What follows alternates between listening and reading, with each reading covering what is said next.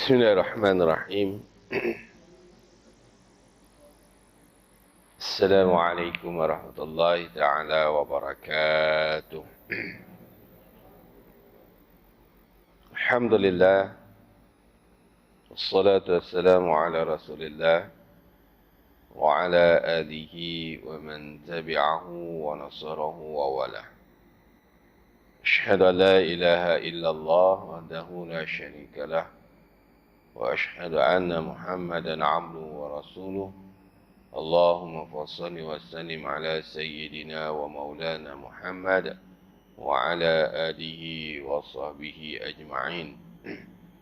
سبحانك لا علم لنا إلا ما علمتنا إنك أنت العليم الحكيم.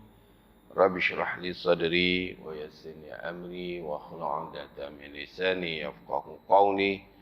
اللهم افتح علينا حكمتك وانصر علينا من حزائن رحمتك يا أرحم الراحمين. فقال الله تعالى في القرآن العظيم: أعوذ بالله من الشيطان الرجيم. يرفع الله الذين آمنوا منكم والذين أوتوا العلم درجات. صدق الله العظيم. وقال رسول الله صلى الله عليه وسلم: تعلموا ما شئتم ووالله لا يقبل منكم حتى تعملوا. صدق رسول الله صلى الله عليه وسلم. من هذه المجلس كرام الفاتحة. أعوذ بالله من الشيطان الرجيم. بسم الله الرحمن الرحيم. الحمد لله رب العالمين الرحمن الرحيم مالك يوم الدين. إياك نعبد وإياك نستعين. اهدنا الصراط المستقيم صراط الذين أنعمت عليهم غير المغضوب عليهم ولا الضالين. آمين. Bismillahirrahmanirrahim. Ma'asyiral muslimin muslimat tetamu Allah yang dimuliakan, bakal-bakal di syurga yang dinantikan, ahli zikir yang dirindukan, tuan-tuan haji, perempuan hajah, tuan-tuan, perempuan, bapak-bapak, ibu-ibu, anak-anak yang dikasihi, yang dirahmati, yang dimuliakan oleh Allah Subhanahu wa taala. Ya, alhamdulillah, sama-sama kita memanjatkan setinggi-tinggi kesyukuran kepada Allah Subhanahu wa taala kerana diberikan kesempatan dan peluang untuk dapat kita bersama-sama pada tanggal yang ke-13 daripada bulan Safar, bulan Safar, bulan yang kedua daripada bulan Hijri 1444 pada tahun ini. Ya, alhamdulillah. Ya, maka bulan Safar ni tak adalah peristiwa-peristiwa istimewa seperti bulan Muharram yang dinyatakan oleh Allah SWT di antara arba'atul hurum, 4 bulan yang dimuliakan. Maka walaupun tidak ada amalan-amalan khusus pada bulan Safar, tetapi kita juga tidak dilupakan untuk terus melakukan tatawu' ataupun ketaatan kepada Allah SWT dengan mencari ruang-ruang untuk kita mendapat keredaan Allah SWT. Antaranya berpuasa Isnin dan Khamis, dan juga pada Yaumul Bid ataupun pada hari-hari putih 13, 14 dan 15. Kalau ikut hari ini dah mulalah 13, 14, 15 hari putih setiap bulan. Begitu juga perbanyakkan kita menghadirkan majlis-majlis ilmu, duduk dalam majlis ilmu, kerana majlis inilah antara perbezaan kita untuk mempercepatkan bagi Allah Subhanahu wa taala memasukkan kita ke dalam syurga. Kerana Nabi sallallahu alaihi wasallam mengatakan, orang yang melalui satu jalan untuk jalan menuntut ilmu, Nabi kata, maka Allah mudahkan jalannya untuk ke syurga. Tahniah kepada semua yang hadir dan juga sahabat-sahabat yang bakal hadir akan datang, agar mereka juga terpilih untuk berada dalam Raudhatul Jannah, dalam taman-taman syurga yang ada di dunia ini, dan memudahkan kita untuk ke syurga di akhirat besok, insya-Allah. Itu cita-cita kita. Sebab itu Imam Al-Ghazali, Imam Asy-Syafi'i, dia baca doa, ilahi lastu lil firdaus ahla wala aqwa ala naril jahim,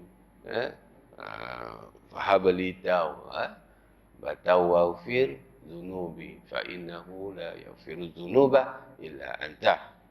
Antaranya zikir itu doa. Ada orang dia marah baca doa tu.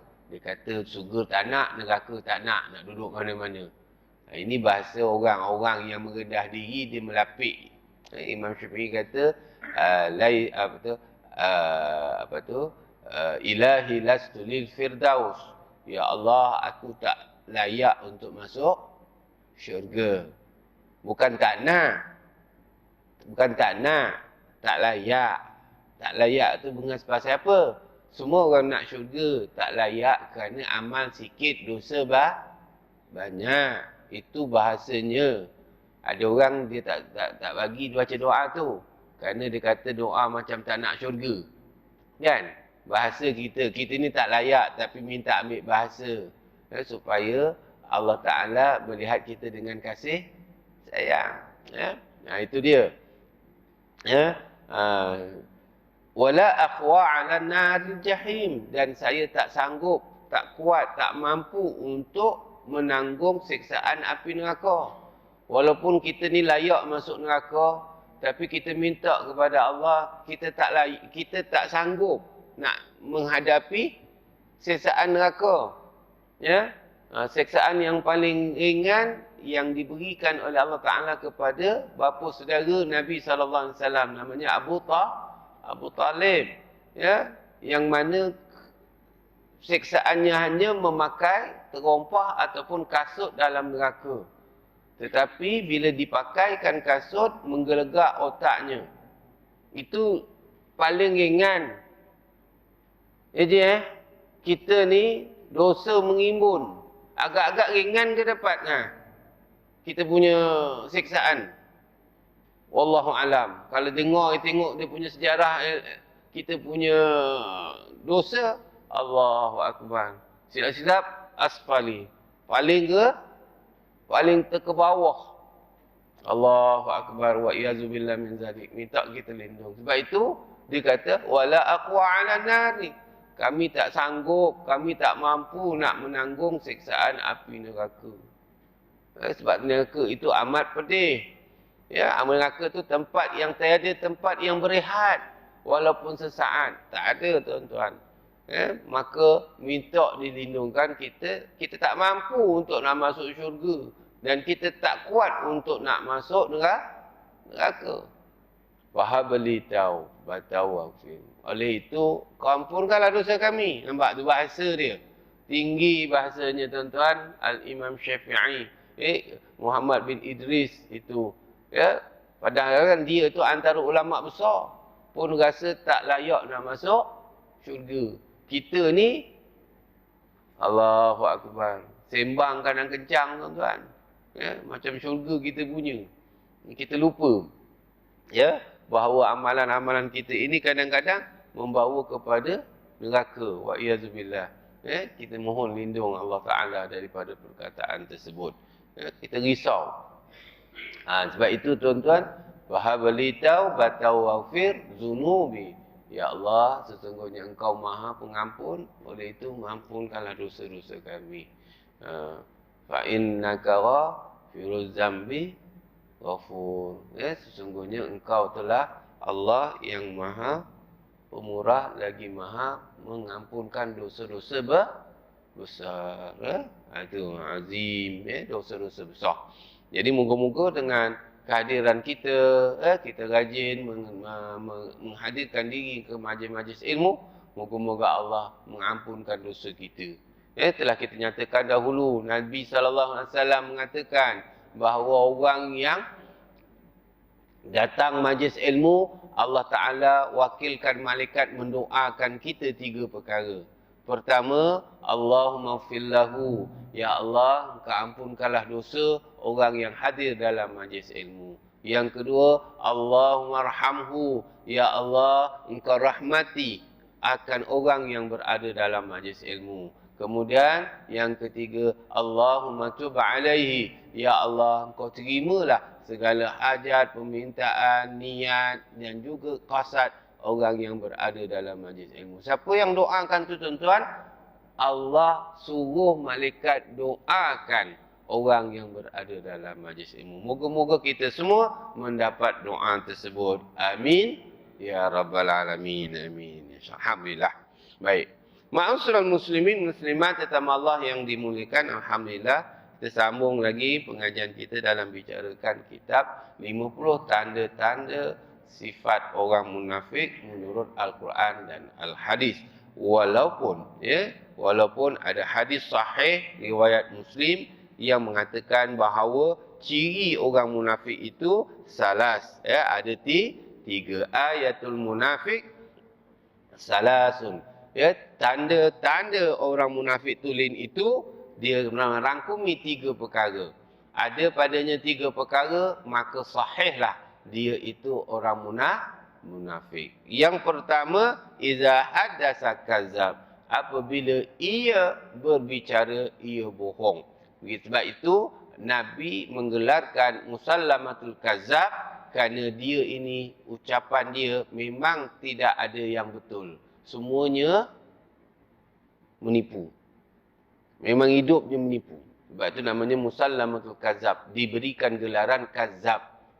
Kerana pertama, dia diberikan amaran tidak mahu bertaubat. Malah bila orang kata, wahai Tuan, dia bila berdialog dengan orang, dia tanya, Nabi kamu dapat wahyu apa? Maka dikeceritakan oleh dalam sahabat itu, dia kata, dia baca, Qul ya ayyuhal kafirun, la a'budu ma ta'budun. Sorry, bukan alif apa tu? Alam tara kaifa fa'ala rabbuka bi ashabil fil. Cerita tentang gajah. Dia pun diam. Tunggu jap. Ini cerita kisah musallamatul kadzab. Dia kata, tunggu jap. Saya pun tengah dapat wahyu. Nampak tu, dan dia dapat wahyu. Jadi tuan-tuan jangan jadi perangai musallamatul kadzab. Dalam waktu itu ketika Nabi hayat lagi tau. Dia pun kata dia pun Nabi juga. Sebab itu dia dapat gelaran kadzab. Sebab dia telah diberi amaran, telah diberi pengetahuan, telah diberi makluman bahawa tindakan kamu adalah tak betul. Maka dia mendapat gelaran kadzab. Saya nak sebut tu sebab nanti ada catatan dengan kita punya tajuk ni. Itu yang pertama, kadzab. Maknanya kalau kita suka sifat menipu, maka hati-hatilah. Takut kita kekal menjadi orang munafik. Yang kedua, wa iza wa'ada akhlaq. Apabila ia diberi amanah, apabila ia berjanji, ia mungkir.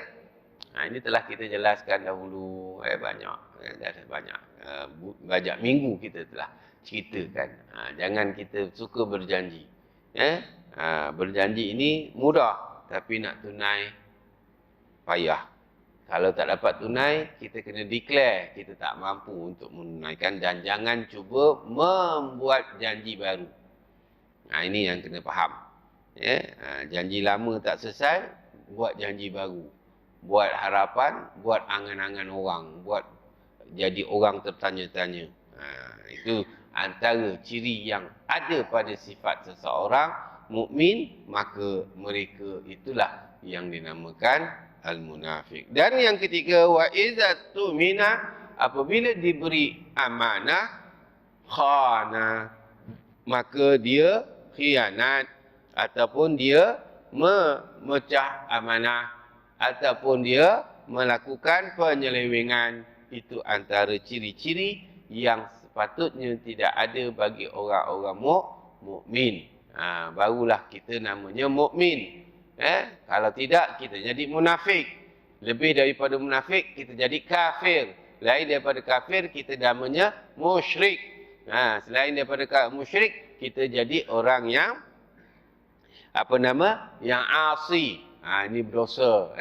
Jadi ada istilah-istilah yang patut kita Allahumma salli sayyidina Muhammad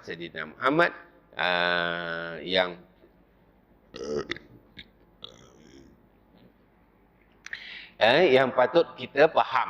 Baik. Ma'asyiral muslimin muslimat tetamu Allah yang dimuliakan, alhamdulillah kita masuk tanda yang ke-31. 31. Dia ada 50. Ni baru 31. Coming soon 29. Dia coming soon ada 19 lagi.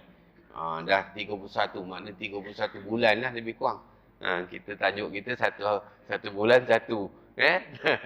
Nak tunggu 50, wallahualam. Bila nak habis, nasib lah. Siapa habis dulu, ikutlah. Sama ada kitab habis dulu, orang yang mengajar habis dulu. Ataupun orang yang mendengar habis dulu. Wallahualam. Tunggu je lah siapa dulu. Yang mustahak, teruskan aja. Agak tak larat, tidur habis cerita. Tak larat Ustaz, bila nak habis ni. Tidur je. Sekurang-kurangnya dapat doa juga walaupun tidur. Faham tak Ji? Kalau balik rumah tidur, bongkang, tak dapat doa. Doa waktu orang tengah kuliah ni, dapat doa juga. 3 tadi, doa juga Ji. Alhamdulillah. Jadi, yang tak tidur pun dapat doa, yang tidur pun dapat doa. Pilihlah sendiri. Nak tidur ke, nak jaga. Kan? Orang Melayu kalau cari yang paling, kalau disuruh pilih, cari yang paling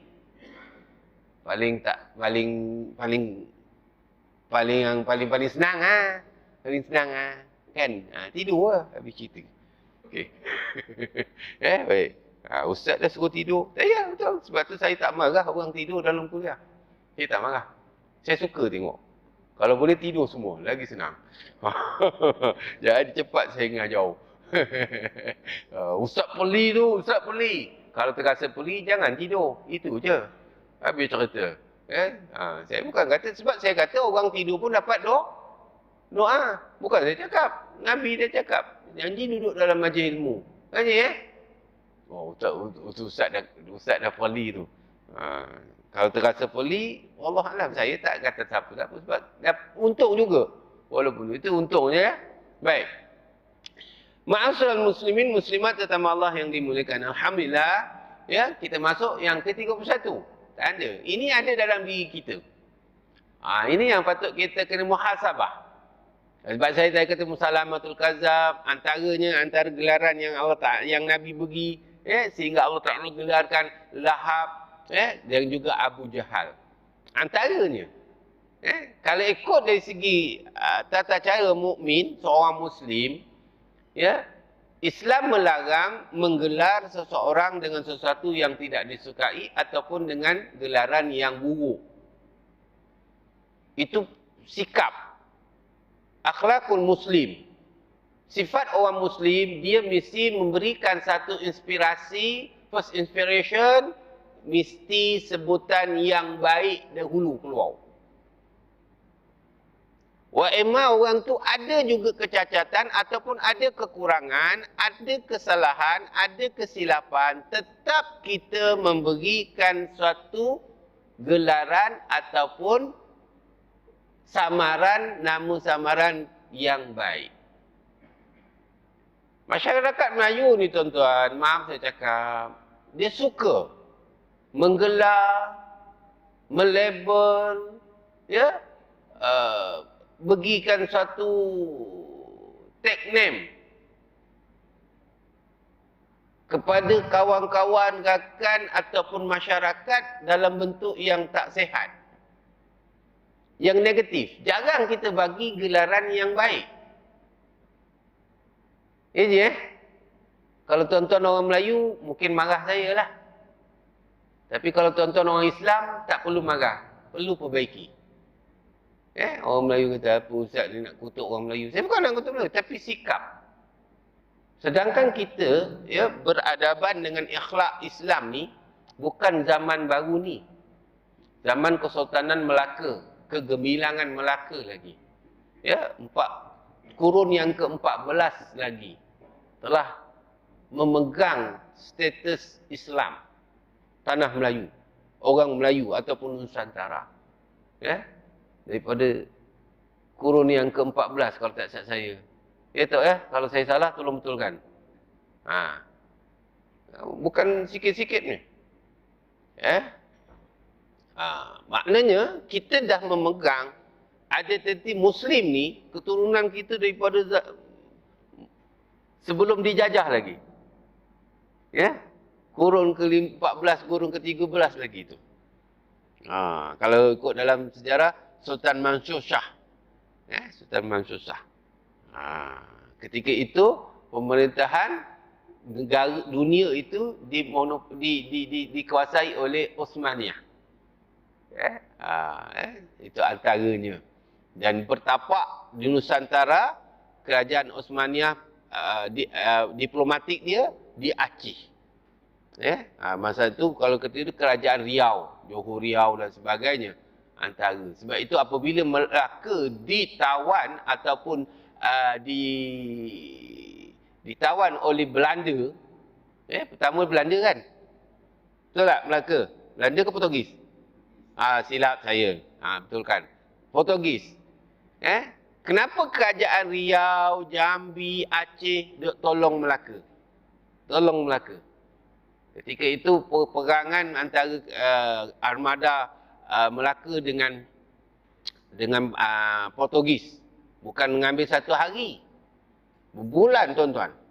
Untuk Portugis nak conquer, nak dapat Melaka. Kalau ikut dari segi sejarah, memang tak kalah. Tapi dia ada Sikitul, senang je lah. Sikitul, perangai Sikitul ni pengkhianat orang Melayu, Melaka, menyebabkan kejatuhan Melaka, Empire Melaka. Dulu orang nak berniaga wajib bahasa Jawi, bahasa Melayu. Portugis wak ema, Belanda wak ema, Inggeris, Cina kena guna bahasa Melayu untuk nak berniaga di Empire Melaka. Hebat tak? Bahasa Melayu dulu kena jadi bahasa pengantar sebelum ditawan. Melaka sebelum dijatuhkan. Bukan kan tak kuat orang Melaka. Sebab itu kita tengok apabila Melaka jatuh ke tangan Portugis, Belanda,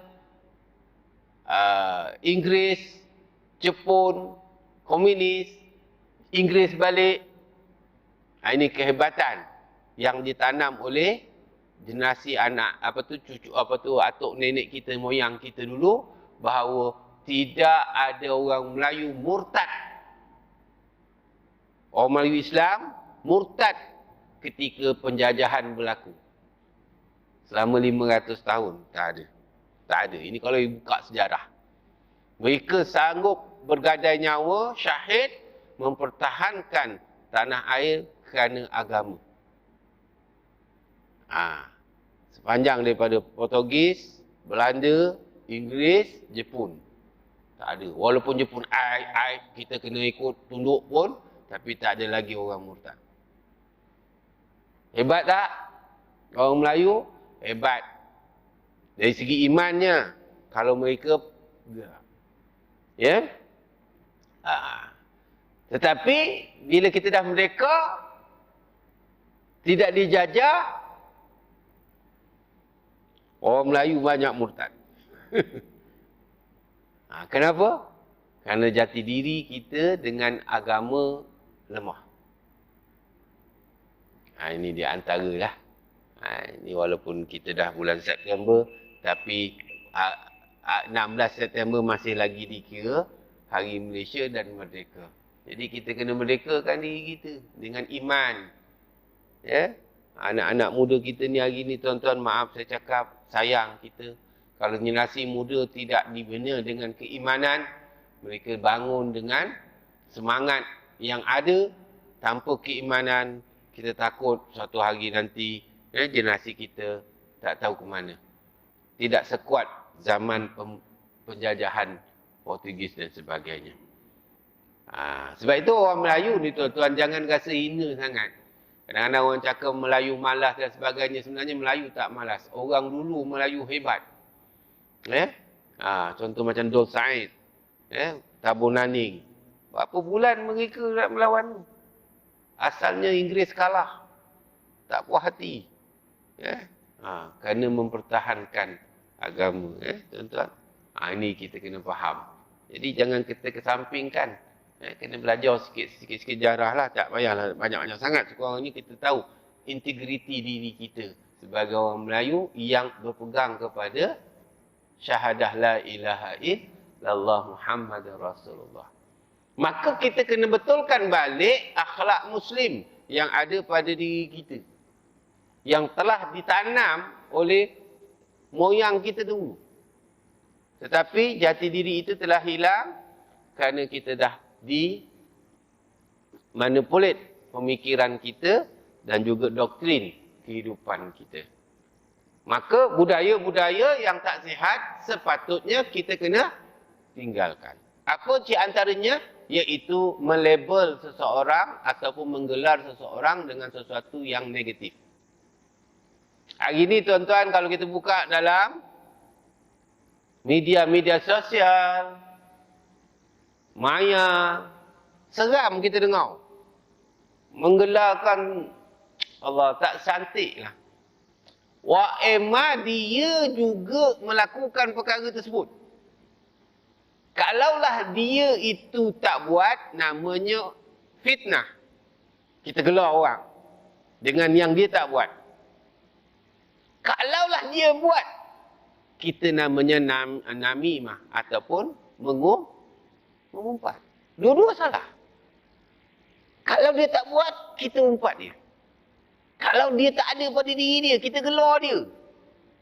Sesuatu yang dia tak suka adalah suatu kesalahan dan juga sesuatu yang bercanggah dengan akhlak Muslim. Kita panggil orang gemuk, pincang, ketot, apa lagi? Hitam. Kan selalu orang panggil kan? Hitam. Hangus. Orang panggil hangus saja. Haji suka ke panggil hangus? Suka? Alhamdulillah. Panggil ketot. Ketot, kemih, tempang, gemuk. Antaralah contoh-contoh lah kan. Sekarang ni dengar penyamun, penyangak. Itu semua kita bunyi tu. Oh, penyamun, penyangak. Kan? Tuan faham tak cerita pengompak, penyamun, penyangak? Nak istilahkan orang tu, penyamun, pengompak, penyangak. Tuan tahu ke? Main sedap je. Ini mana dia dah sakau duit orang, dia dah rompak duit orang. Tuan tak faham tak istilah menyamun, penyangak, pengompak? Pencuri individu. Pencuri individu. Pengompak, penyamun, dia bersenjata dan berkumpulan. Faham tak? Kalau dia mengambil harta orang dengan nilai yang banyak, namanya mencuri atau pecah amanah kalau dia ada kuasa. Kadang-kadang ada orang kuasa, dia berkuasa, dia mengambil. Dengan cara-cara tersendiri, dengan cara eksklusif dia, maka dia dapati bersalah. Salahlah dia. Kalau dia tak bersalah, tak boleh panggil dia berompak. Tak boleh panggil dia berompak. Sebab nilainya banyak. Namanya perompak kononnya. Itu salah. Nak sebut perompak, mesti dia berkumpulan. Dan bersenjata. Haji menyeleweng. Tak guna senjata, pakai pen. Perompak juga ke? Ini kadang-kadang tak faham. Jangan. Tak tahu. Kita bila menuduh orang merompak, mesti ada senjata. Kalau tak ada senjata, kita dah bohong. Tuduhan yang bohong. Fitnah. Kazab. Faham tak, Ji? Jadi apa jalan selamat? Jangan tuduh. Jangan cakap. Jangan cerita. Walaupun dia dah didapati besar, salah. Itu dia kesalahan dia. Tapi jangan gelar. Ini keturunan penyamun ni. Ini keturunan penyerompak. Lagi berat. Boleh faham kan? Kan kita pun terpengaruh juga kan? Betul tak? Jangan. Kalau kita buka dalam kanun jenayah syariah, dia tak boleh bergelar orang tu merompak. dia mungkin dikeluarkan dari segi pencah amanah, rasuah ataupun sebagainya. Dan nak tentukan dia rasuah, dia mencuri, dia pecah amanah, mesti disabitkan kesalahan. Dan jika dia dapati bersalah, dia perlu diambil tindakan oleh pihak yang berkuasa. Habis cerita. Kita sebagai orang yang mendengar, boleh gelarkan dia? Boleh gelar ke? Tak boleh. Itu akhlak Muslim. Kecuali dia sebelum Islam seperti Abu Jahal. Tuan-tuan, Abu Jahal ni tuan-tuan, Allah SWT Sayyidina Muhammad, nama ni bukan Abu Jahal. Ya? Nama sebenarnya ialah Ammar bin Hashim bin Mughirah bin Abdullah bin Ammar bin Mahzum bin Yaqaza bin Murrah bin Ka'ab bin Lughai bin Ghalib.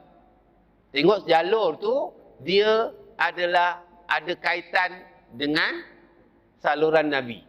Maknanya dia sebelah Allah Sayyidina Muhammad, sebelah Murrah ataupun Ka'ab. Nama sebenarnya Amr. Abu Jahal ni, nama dia. Tetapi dia dapat gelaran Abu Jahal ni makna jahil. Kerana apa yang diceritakan Nabi, apa yang Nabi khabar kepada dia, semua dia tak percaya. Dia tak nak pakai. Ayat Quran dia tak nak, hadis tak nak. Tapi dia suka dengar Nabi baca Quran. Itu hebat dia. Dan dia sekali-kali, kalau dia suka ni, Abu Jahal ni, Amr bin Hisham ni, ataupun gelaran dia Abu Jahal, ya, dia ni bila Nabi baca Quran dia suka dengar. Dia suka dengar, sedap. Dia suka dengar. Tapi dia curi-curi dengar. Sebab apa? Sebab dia ketika itu berkedudukan dan dia antara orang nombor satu yang menentang Nabi. Jadi dia takut dia diejek oleh kaum dia, masyarakat dia.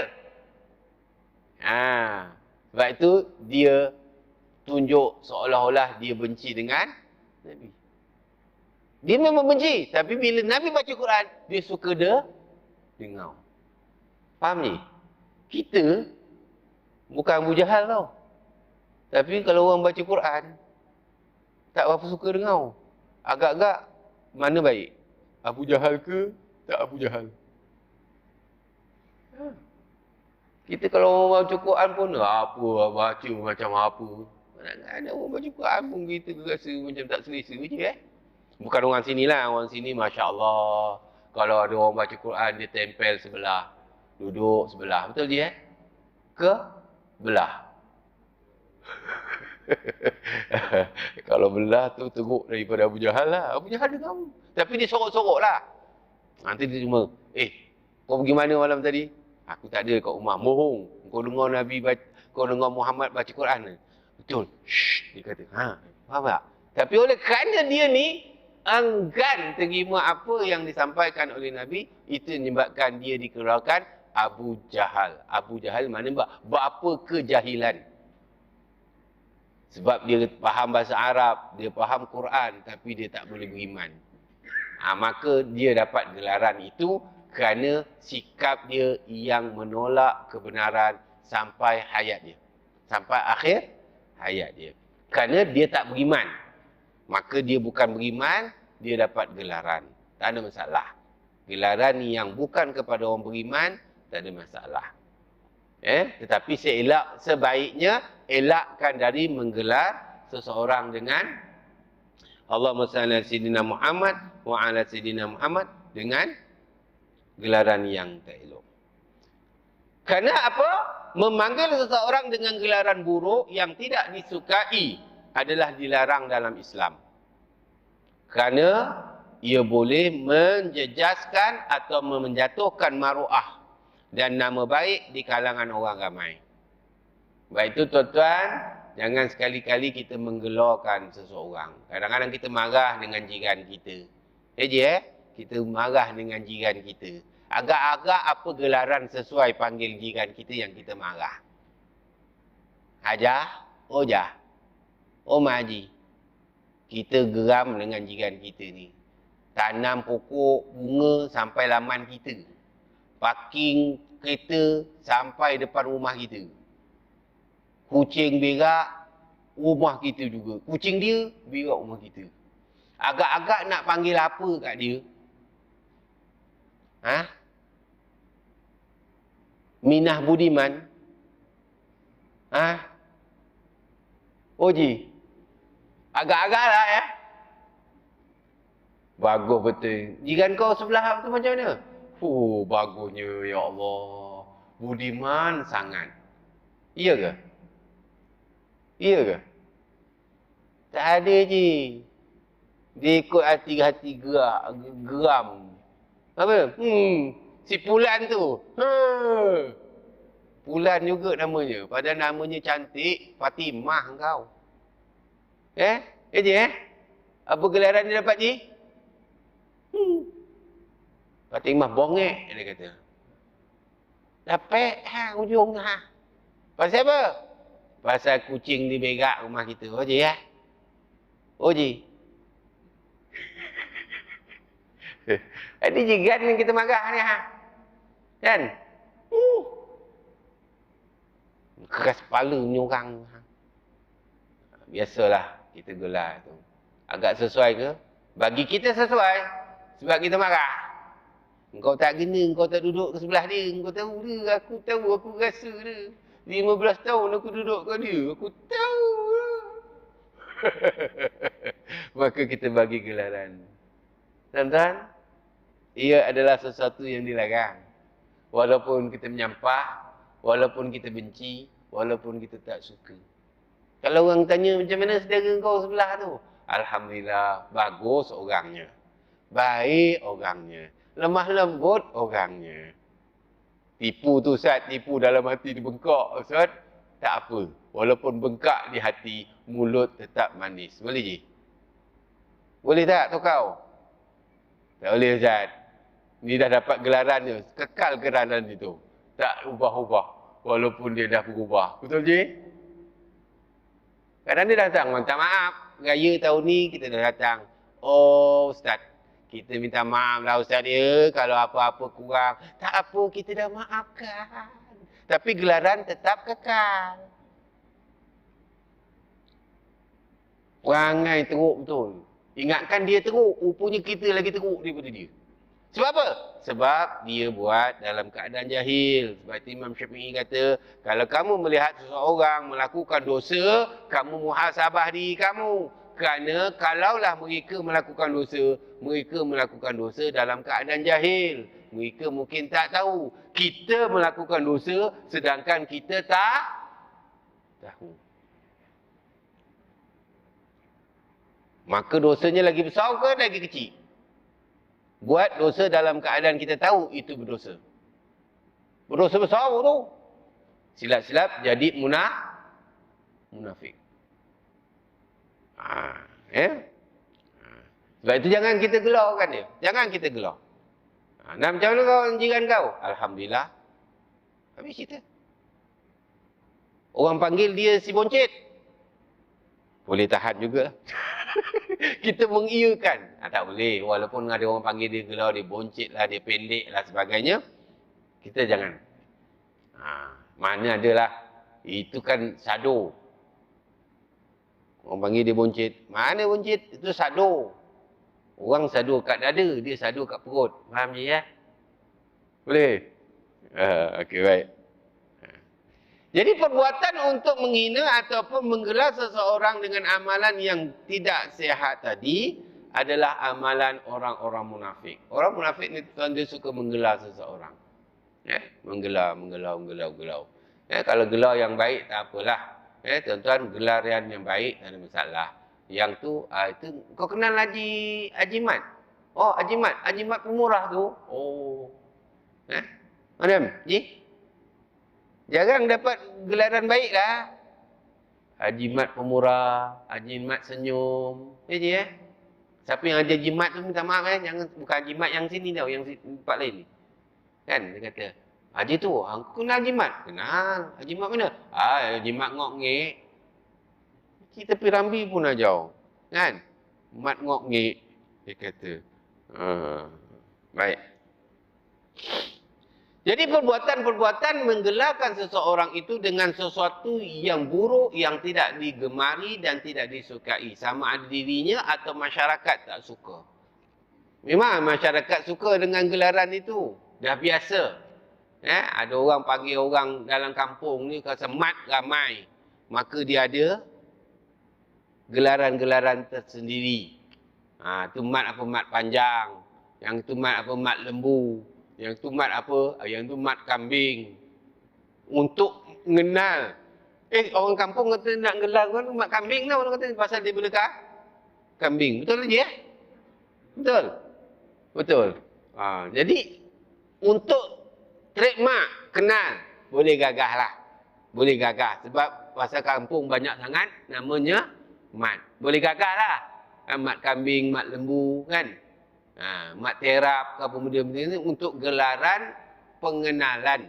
Tapi bukan sebutan. Bukan sebagai satu panggilan. Faham tak? Untuk kenal. Sini banyak mat mana satu? Mat kemik. Mat kemik tu nombor 13. Maknanya orang kenal. Kenapa mangat mat kemik? Sebab dia kereta dia kemik-kemik. Dia sebab dia ada trademark dia tu kerana sesuatu lah. Jadi kenalan. Untuk sebagai satu trademark saja boleh. Tapi bukan sebagai panggilan. Kalau kita panggilnya mat. Kalau dah ramai sangat mat, semua toleh. Mat kemik boleh. Itu maknanya sebagai satu pengenalan. Tapi kalau dia kata janganlah panggil kemik ni, panggillah lain. Okey, kita tukar. Mat apa? Mat jambu. Okey. Tukarlah. Faham tak je? Kalau boleh kata suruh tukar, tukar. Kalau tak tukar, jangan. Ini amaran Allah Subhanahu Wa Taala dalam surah Al-Hujurat ayat 11. Tentang larangan menggelar seseorang dengan sesuatu yang buruk. Allah Ta'ala berfirman, A'udzubillahi minasyaitanirrajim, wa la talmizu anfusakum wa la tanabazu bil alqab. Bi'sal ismu al-fusuku ba'dal iman. Wa man lam yatub fa ulaika humuz zalimun. Shadaqallahul azim yang bermaksud. Wala talmizu anfusakum wala tanabazu bil alqab. Dan janganlah kamu memanggil dengan gelaran yang buruk. Allah Ta'ala yang bagi tahu. Jangan kita menggelar seseorang dengan gelaran yang buruk. Jangan menjadikan dia sebagai sebutan kita, cakapan kita, ungkapan kita apabila berurusan dengan dia. Kalau boleh, carilah gelaran-gelaran yang baik. Macam Abu Hurairah. Namanya Abdul Rahman As-Sah. Abdul Rahman. Sebelum masuk Islam namanya Ibnu Syam ataupun Bapa Matahari. Tapi bila dia masuk Islam, namanya ada yang nama Islam, dia sebelum Islam dah baik, dia masuk Islam, Nabi tak suruh tukar nama. Macam Salman Al-Farisi tak tukar namanya. Umar Al-Faruqi tak tukar namanya. Abu Bakar tak tukar namanya. Bilal juga tak tukar namanya. Kecuali nama-nama yang agak tak cantik dari segi bahasanya, maka baru ditukar. Kemudian dia dapat gelaran Abu Hurairah kerana dia suka dengan kucing. Maka Hurairah itu kucing. Kucing tu sebab dia suka main dengan kucing.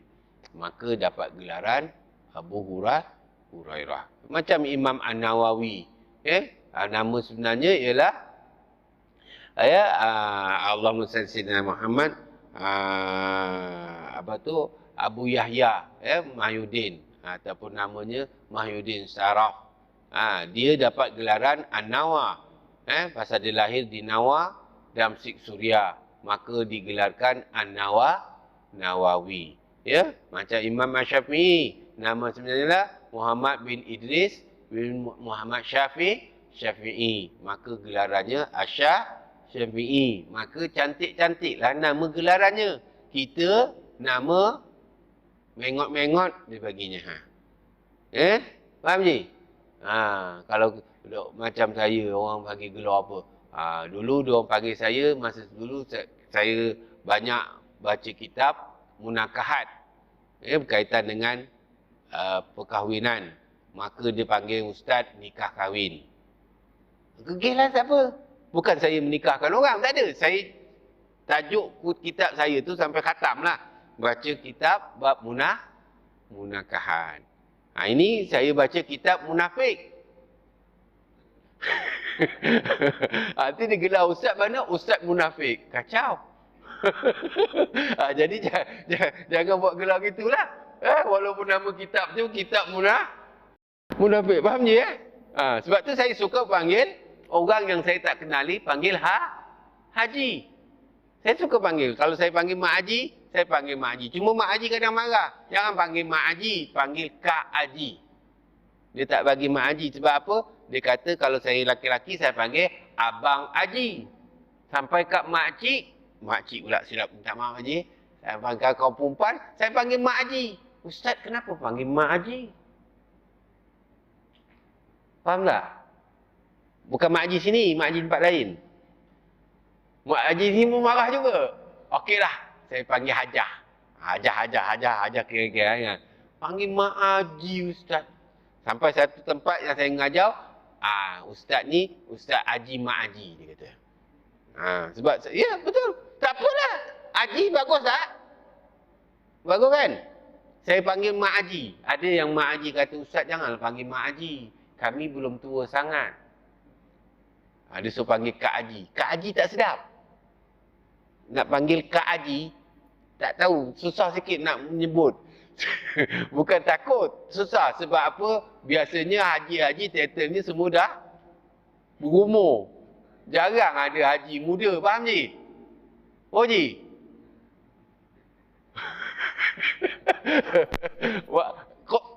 Mak Haji boleh terima tak panggil Mak Haji ni? Tak boleh? Panggil Hajah aja senang. Hajah senang. Hajah label standard. Boleh no? Kita kena tanya juga. Dia kan tak setuju. Ada dia kata marah. Ustaz, saya belum haji ya. Habis nak panggil apa? Saya tak kenal dia. Saya tak tahu nama. Saya panggil Haji. Haji, saya belum haji lah Ustaz. Sekurang-kurangnya doa je Haji ya. Habis nak panggil apa? Yang belum haji nak panggil apa? Bro. Alhamdulillah. Panggil bro. Standard lah. Ya. Bro. Kacau bang. Pakai kepiah panggil bro. Alamak. Maknanya panggilan ni kadang-kadang memberikan inspirasi kepada seseorang. Dan dia salah satu daripada doa. Jadi kalau misalnya kata tuan tak pergi haji, saya panggil haji, moga-moga akan datang jadi tetamu Allah dapat melaksanakan haji. Yang dah pergi haji, mungkin pergi lagi dan lagi. Faham tak Ji? Jangan nak marah-marah sangat. Apa lagi? Itu dia kata. Sebab itu Allah sendiri yang mengatakan jangan kamu memanggil seseorang dengan gelaran yang buruk. Bi'sal ismul al-fusuq ba'dal iman. Seburuk-buruk panggilan ialah buruk sesudah iman. Maknanya sebelum dia beriman dahulu, zaman jahiliyah, ada gelaran-gelaran yang khusus pada masyarakat orang Arab ketika itu. Orang jahiliyah ada gelaran-gelaran mereka. Maka apabila mereka beriman, maka tukarkan gelaran tersebut kepada gelaran yang baik. Itu ajaran Allah SWT. Maknanya, kalau kita pernah gelar orang sesuatu dengan keburukan, maka kita usaha jadikan satu panggilan, gelaran yang baik-baik. Kerana itulah cerminan akhlak seorang Muslim. Wa man lam yatub fa ulaika humuz zalimun. Kalaulah dia dah elok, perangainya dah elok, apa gelaran yang kita bagi itu tak elok dan dia telah berubah menjadi baik, kita tetap panggilnya, maka itu adalah satu kezaliman, satu dosa, satu perkara yang sangat ditegah oleh agama Allah Subhanahu wa taala. Ya? Sebab itu tuan-tuan, Nabi SAW mengatakan, ya, apa nama? Laisal mu'min bitta'an walal la'an wala al-fahish walal bazi, ya, atau kama qala rawahu at-Tirmizi. Ya, kata Nabi menjelaskan, laisal mu'min, tidaklah orang yang beriman itu bersifat, dia kata bitta'an, ya, iaitu suka memaki hamun. Ini sikap orang mukmin. Jangan suka melaknat orang, maki hamun orang, cakap yang buruk-buruk. Ini dilarang. La'an, dia kata sini bitta'an. Ta'an ni maknanya mengeluarkan perkataan-perkataan yang tak sihat lah. Ini perangai orang Muslim. Ni kadang-kadang orang Muslim ni kadang-kadang kita dengar kedai kopi dia punya bahasa seram orang. Seram, berbakul-bakul. Menyumpahnya, seranahnya, gelarnya, macam-macam. Sebenarnya itu, kalau kita sebab itu, Nabi tak suka duduk kat kedai kopi lama-lama. Kat pasar ni, Nabi kalau kata boleh, jangan lama-lama. Dekat masjid, lama-lama. Kita terbalik. Dekat masjid, cepat-cepat. Dekat kedai kopi, sampai tengah hari. Balik daripada keluar subuh, sampai tengah hari. Bang, pergi mana? Kuliah subuh. Hai, sampai pukul 12. Bohong. Kuliah subuh sampai 7.30 je. Yang sampai pukul 12 tu, sangkut kat mana, Ji? Pustakaan. Alhamdulillah. Ya, bukan tak boleh minumlah. Ini sangkut lama. Apa buat di situ lama-lama? Ceritalah jadi hakim, jadi mufti, jadi Perdana Menteri, jadi Menteri Kesihatan. Dekat kedai kopi. Semua jadi menteri. Jadi ahli politik, jadi imam, jadi ustaz, jadi qadi, semua jadi. Kejap jadi imam, kejap jadi politik, kejap jadi Perdana Menteri, kejap jadi menteri itu, kejap jadi cikgu, kejap jadi tak apa-apa. Kejap-kejap dia tukar-tukar. Lepas minum seteguk, tukar jadi orang lain. Lepas minum seteguk, dia tukar lagi. Habis, tambah lagi, tukar lagi. Dengan Mak Haji pun dia jadi. Faham tak? Ini dia. Sebab duduk lama-lama sangat kat situ. Dia ada isu baru, dia terus kedebuk. Sedangkan apa yang dicerita semua fakta tak betul. Sebab itu tuan-tuan, di kedai kopi tak boleh dengar sangat. Boleh dengar-dengar je. Tak payah pakai.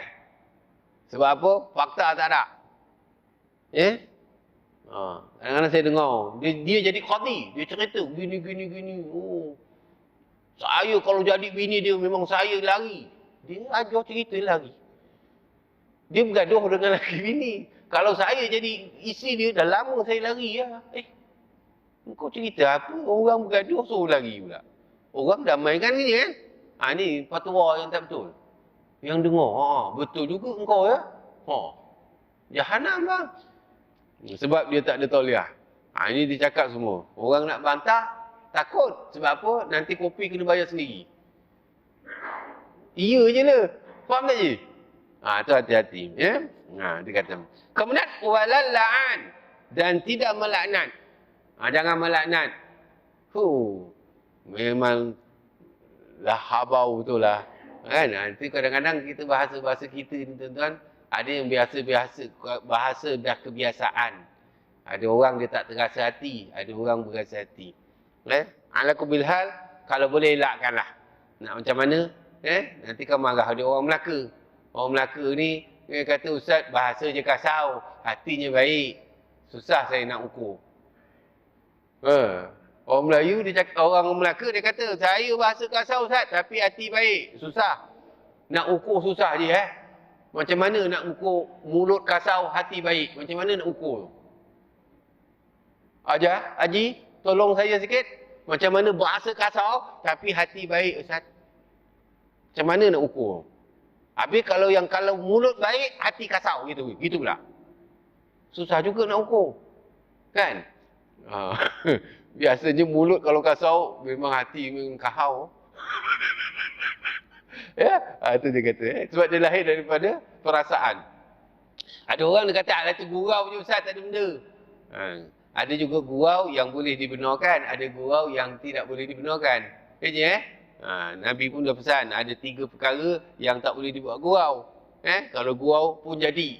Jadi hati-hati perkara-perkara tersebut. Pertama, nikah. Kedua, cerai. Ketiga, keluar daripada Islam. Itu kena hati-hati tu. Jangan duk main mengalah tu. Faham ni Buat akidah, jangan dibuat gurau. Kemudian dia kata dia, walal fahish. Jangan kamu berkata perkataan yang kotor, fahisyah. Fahish, maknanya perkara-perkara yang keji, perkara yang tak elok. Kan? Walal bazi. Dan juga jangan kita mengkeji, menjebik, menghina, jangan sekali. Kalau kita makan, kan? Selalu Mak Haji orang hantar kita kuih, onde-onde. Orang Melaka, onde-onde buah Melaka. Dia bagilah kita. Dia buat besar gedabak macam kuih bom. Betul tak? Buat onde-onde. Dia bagi besar orang. Besar. Dia hantar kat kita. Oh, PA. Ya. Kita ada buat onde-onde lah. Kita pun ambil. Terima kasih bagi onde-onde. Mulut manis. Hati baik. Faham? Dia pun tengok. Onde-onde besar gajah. Kita dapat. Percuma orang bagi. Faham ni? Orang nak buat ajrun. Nak buat kebaikan. Kita belum makan dah kutuk. Kurang asam betul. Itu belum gigit lagi. Dia gigit. Lihat. Ini onde-onde ke getah. Nampak? Tuan-tuan. Mulut tak ada nak muji. Ngaji je. Kurang asam betul lah. Walaupun onde-onde dia besar gajah. Dah memang dia onde-onde buah Melaka. Nak tahu masak, dia timbul. Faham tak Ji? Tengok, letak kat air, dia timbul kat tidur. Dia timbul. Onde-onde dia tu, walaupun besar. Besar gajah. Oh Mak Haji. Kita tahulah Mak Haji pakar buat kuih. Orang ni mungkin dia kata, okey, wah kau punya kuih onde-onde tu sedap. Padahal tadi celaka dia kata, lihat macam getah. Dia nipu kawan dia. Kabarlah, onde-onde kau tu bolehlah tahan. Lihat tu pasal banyak tepung pulut. Ajaulah dia. Faham tak Haji? Jangan kutuk. Ni cerita je lah. Sebab kita ni kadang-kadang dapat sesuatu yang tak mengikut cita rasa kita. Biasanya kita keji. Betul tak Ji? Jangan Ji. Kita pergi kenduri ni, musim-musim kenduri ni Ji kan. Kalau dapat makan, makan je lah. Kalau tak dapat makan, kita jumpa je lah tuan rumah. Habis cerita. Buat majlis besar, makan tak cukup. Kalau tuan rumah tahu makan tak cukup, dia tak panggil tuan pun. Dia panggil tu pasal cukup. Yang masalahnya, yang datang ni makan tak cukup-cukup. Faham? Betul. Tuan rumah dia tahu, dia estimate dia panggil 500. Dia panggil dia tahu 500. Dia tahu tak datang 500. Yang datang ni 3 kali tambah. Faham tak? Yang datang pertama lah, yang datang kemudian memanglah dapat kuah. Faham tak Ji? Jadi jangan duk keji. Tu kuah pun kuah lah, tak ada pun kuah, tak apalah. Yang mustahak jumpa tuan rumah. Kalau kita lapang dada macam tu, tak ada masalah. Orang tak ada rasa risau. Ini datang tahu nak ngutuk je. Buat grand. Dewan besar, makan tak ada. Faham tak? Apa tujuan kita datang? Tujuan kita datang nak cari kesalahan orang dan nak membeza-bezakan dengan orang. Itu suatu niat yang tak betul. Clear? Jangan kita keji. Jangan. Kalau tuan rumah nak bagi, takkan dia mana ada orang tuan rumah tuan pun pernah buat kerja kahwin, betul tak? Ada nak suruh orang tak makan ke? Tak kan? Memanglah tuan rumah risau kalau kita datang orang. Tuan datang dah pukul 3. Pukul 3. Kalau pukul 11 datang tak ada makan, bolehlah percaya. Pukul 3. Faham tak Ji? Datang pukul 3. Cedok-cedok kuah. Cedok-cedok kuah. Isi tak ada. Ni apa bagi makan kuah? Kuah pun kuah. Tapi mulut kita suka kan? Apa yang makan? Nasi entah apa-apa, tak sedap. Tak sedap, janganlah makan. Faham tak je? Janganlah kutuk. Kalau dia masak, lain lah. Ini dia catering. Catering pun tak tahu dia. Kan? Ini masalahnya tuan-tuan. Kalau kita berlapang dada macam tu, Masya Allah tuan-tuan. Itulah kebahagiaan. Orang dulu berjaya tuan-tuan. Orang dulu dapat rahmat Allah, dapat keberkatan, dapat pertolongan Allah. Sebab mereka saling kasih mengasihi, tidak kutuk antara sama lain. Kita ni dah bagi makan pun kutuk, tak bagi makan pun kutuk. Jangan orang kita ni. Kalau panggil kenduri, mesti nak kena A. Kalau makan bagi kenduri, bagi kari pap aja. Makan tengah hari, panggil Haji kenduri. Ji, pergi rumah saya buat kenduri. Kenduri apa Ustaz? Doa selamat. Baca doa panjang, bertahlil, berjelo-jelo. Dekat setengah jam. Sekali makan tengah hari, keluar kari pap aja. Keluar kari pap je ni. Dengan kopi O. Agak-agak macam mana rasa Ji? Ini tadi doa dah panjang ni. Amin, amin, amin, amin. Okey, tuan rumah kata, silakanlah. Inilah jamuan yang saya dapat mampu sediakan. Tengok kari pap belah 2. Haji? Ya, menyesal baca panjang aja ya. Bagi kari pap belah 2. Air pula, air kopi O tawar. Ingatkan ada nasi. Balik, orang rumah pun tanya, bang, kenduri rumah Ustaz Yusri tadi okey tak? Balik rumah muka dah mencuka dah. Kau ada masak tak Piang? Dah kan tadi pergi kenduri. Kenduri apa? Kari pap belah 2 je. Kutuk tak? Confirm kutuk je. Tapi kalau bagi makan kambing golek, bang, tadi pergi mana? Kau makan kambing tak terhabis. Bila sedap, bukan main je. Ini perangai kita ni tuan-tuan. Jangan keji. Kari pap halal tak? Halal. Rezeki tak? Rezeki. Apa yang patut kita dapat rezeki? Syukur. Bukan kutuk. Dahlah makan kari pap. Walaupun belah 2, dekat 10 biji dia makan. Lepas tu bawa bongkos lagi. Ustaz, kita nak bawa balik lah. Bawa balik lagi. Tapi kutuk. Teruk tak teruk orang ni? Perangai elok ke tak elok? Ini kita kena ingat. Jadi orang nak jamu apa juga. Nabi pernah menjamu makan hanya roti dengan minyak aja. Makan dengan minyak. Roti cecah minyak. Dia punya kuah minyak sapi. Minyak apa? Orang panggil macam mentega cair. Cecah. Ya? Tak ada marah. Syukur. Dia tahu Nabi tidak ada menyimpan makanan untuk esok. Hari itu ada, hari itulah makanannya. Kalau ada yang itu, itulah makanannya.